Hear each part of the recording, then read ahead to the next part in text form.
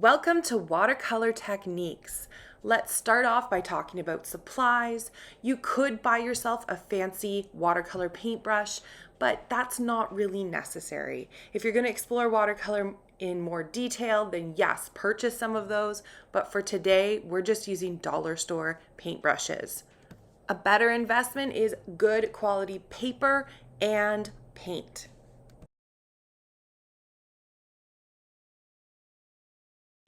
We've started off by roughly sketching in some outlines of leaves, giving us a fun area to work in.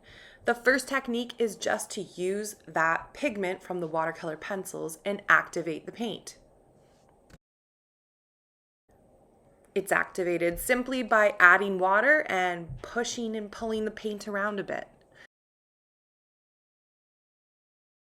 This is a great tool if you feel a bit more confident with your drawing skills rather than your painting skills.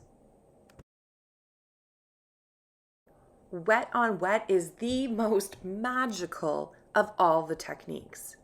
We're going to start off by adding a thin layer of water into the section that we want to paint. We are then going to drop in some color and watch as it creates beautiful blooms and bleeds into areas on the paper, but it will stay contained to the area that you put down water. I'm going to fill this leaf in totally with this original green color to show you how we can do wet on wet with other colors added in.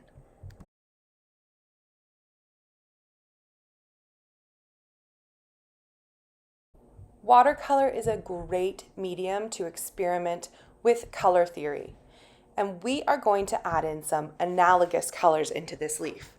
Analogous colors are the colors side by side on the color wheel.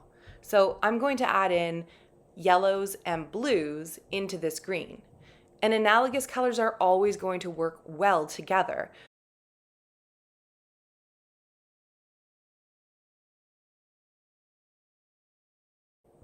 A wash is typically used to fill a large area of the paper, and it's achieved by mixing the watercolor paint with water to create a thin, transparent mixture that is applied evenly to the surface of the paper, but we're going to use that same technique to fill a leaf. But one solid, thin layer of color is boring, so instead, we're going to play around with complementary colors, which is where you add the color exactly opposite on the color wheel. In this case, that would be mixing our green and our red together. This is going to create a muddier version of our green, more like a forest green. Toning paint with complementary colors often gives us a more realistic version of the color rather than the bottled colors we produce in pigments.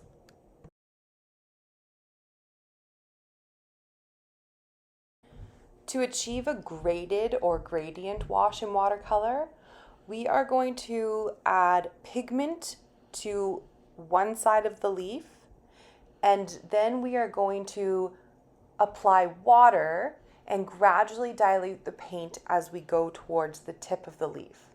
We'll blend the colors smoothly while the paper is still wet and then allow it to dry completely. This technique definitely takes some practice and experimentation, but you will improve over time.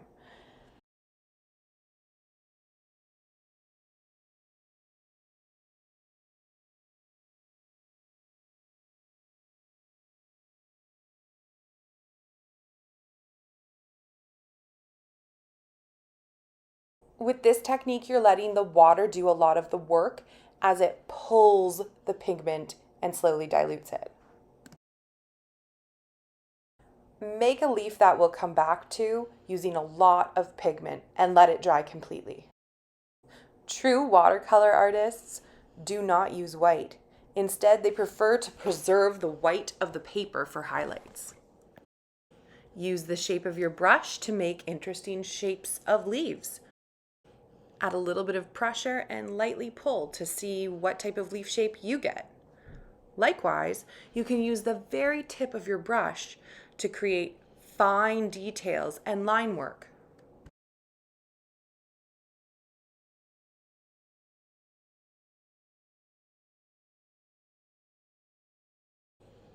A variegated wash in watercolor involves applying paint in a way that blends two different colors together. To achieve this, you will have colors on either end of your leaf, and you'll use water in the middle to slowly blend them into one another.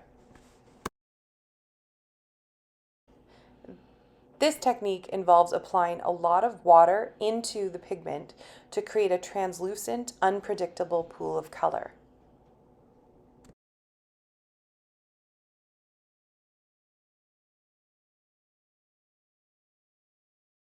In watercolor painting, layers refers to the process of building up depth and complexity by adding multiple washes of paint on top of each other. You'll start off with light washes and gradually add darker tones, details, textures as each layer dries. Now let's talk about bleeding and how to stop bleeding from happening. I have 4 leaves here side by side, and I want one of them to be yellow and one of them to be blue. So I've blocked in my yellow, and now I'm going to add in my blue. But when the borders of the yellow and the blue touch, oh no, they start to spill into one another. That is bleeding. To prevent bleeding, simply wait until the first section is completely dry, and then your borders can go right up next to each other, no problems at all.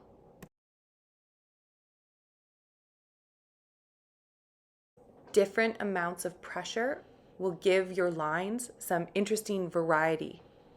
Experiment with different pressure and try holding your brush toward the end of the paintbrush. Embrace the sometimes chaotic nature of watercolor and let gravity help you to blend and mix colors around. Adding line work and detail on top of dried paint is a great way to bring your leaves to life.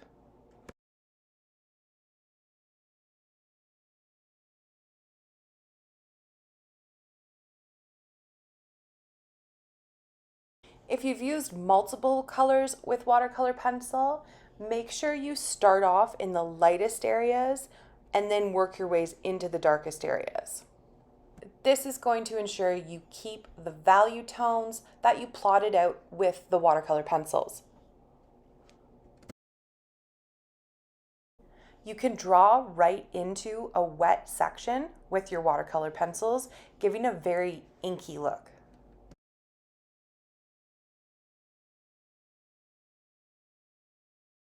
Lifting is a correction technique, and the first thing you're going to want to do is get rid of that dirty water. You need clean water and fresh paper towel for this technique. Add water to reactivate the pigment, gently scrub with your brushes, and then press paper towel firmly into the paper. Don't smudge the paper, and with your brush, don't push too hard. You're gently removing layers of paint. You'll know you're being too rough if you start to get pilling, which is where the watercolor paper starts to break down and you get these little bits of watercolor paper loosening up. An amazing technique, but also one that's going to take quite a bit of practice.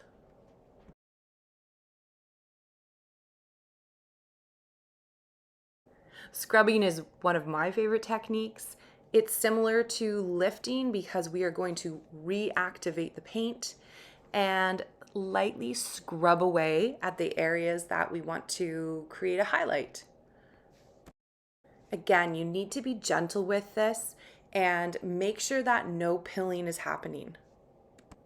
So I'm using water and the pressure of my brush to pull away that pigment, and then I'm wiping it away on the paper towel before getting some more water. This is a subtle, time-consuming technique, but so worth it.